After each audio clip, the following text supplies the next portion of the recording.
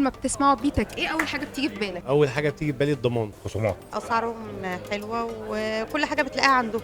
انا بالنسبه لي احسن حاجه بجيبها من بيتك. حاجات بتبقى مضمونه وانا مجرب قبل كده كذا مره. يعني اي حد لما بيتكلم عن بيتك بتاخدي الحاجه مضمون، بيتك يعني محل ثقه. الثقه في الاسعار. كله هنا اسعار حلوه. الاجهزه مضمونه. الثقة طبعا والأمان يعني. ايه رايك في نظام الميني كاش من بيتك؟ احسن اقساط بيبقى موجود في الجمهوريه كلها. في عروض كويسة مثلا، في تقسيط بدون فوائد زي ما احنا شايفين كده.